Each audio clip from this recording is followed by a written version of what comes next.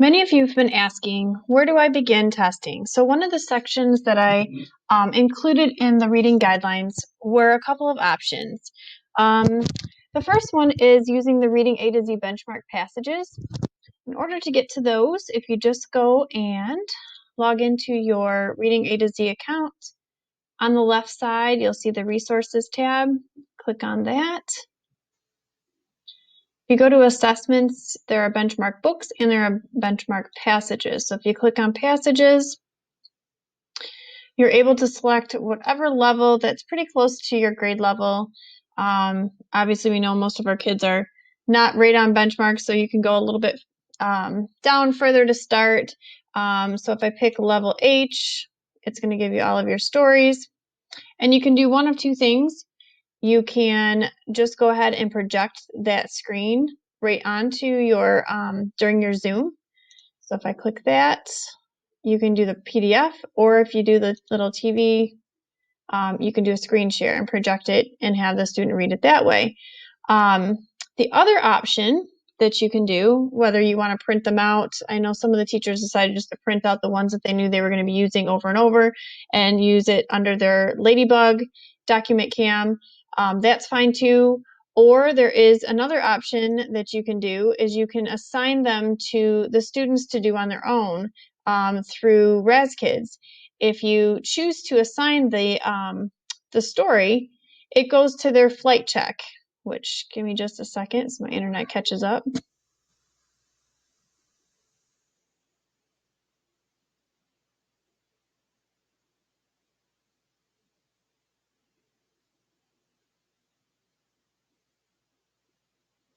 When you click assign, so I can click the assign button, it goes right to the student's account. So you can choose what students you want to be reading each passage. So if I click Ian and click assign, it's going to go to his account. And when he logs in and he goes to flight check and he clicks on his flight check, he'll see the first story. And when he clicks on it, it's going to tell him how long he's going to need in order to complete the activity.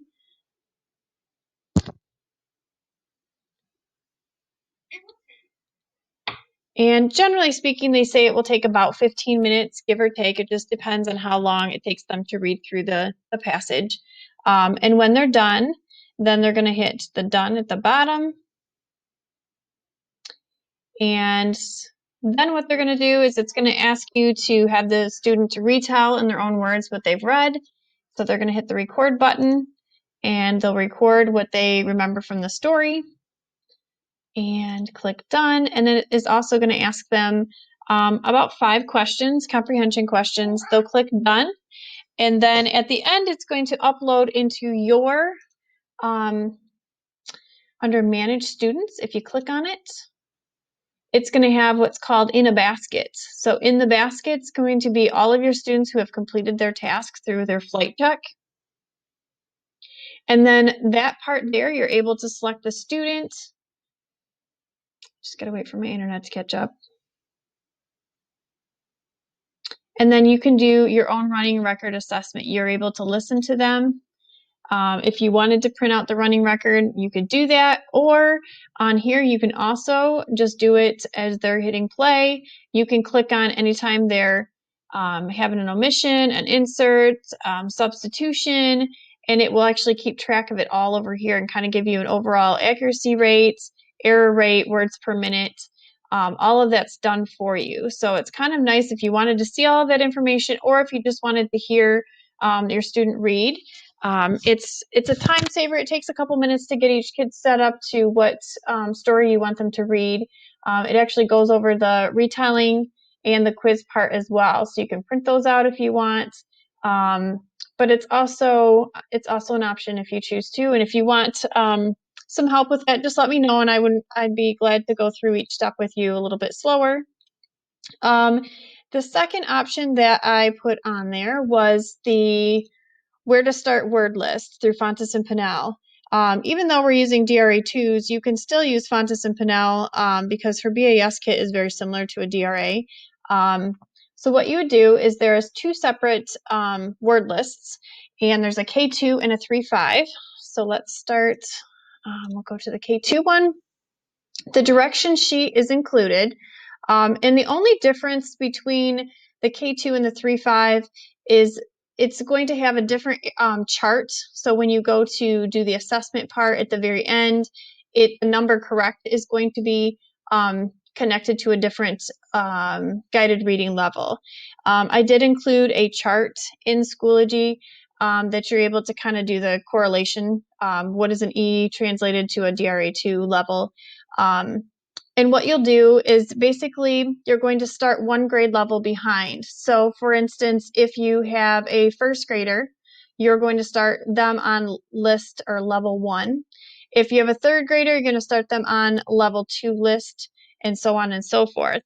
And basically the only difference is that the 3 through 5, they're going to start right at level 2. You won't have beginning in level 1. The students are going to read the words.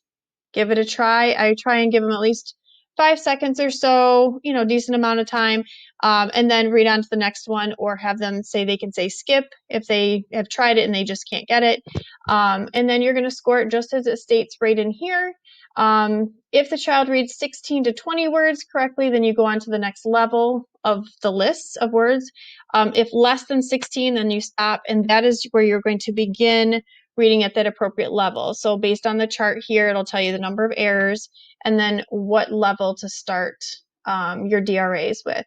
And the list these are the recording lists for you, and then this is what their list would look like. So you could show it under a document camera, or if you wanted to, you could just do a screen share, and you could use one of your pointers and just point to each word as they're reading them. And it's pretty accurate. It's, give or take a level here and there, but it will give you at least a guideline of where to begin. And all of those are uploaded into Schoology. So you'll see them if you go to resources, go to resource folder. One of the folders is listed where to start word lists, 3-5 list, K2, and then the DRA correlation chart. So that's another option for you to use. So if you have any questions, or you want to see something in action slower, or you want to practice it with me before you do it with your students, be sure to just give me a shout, and I would be more than happy to help you.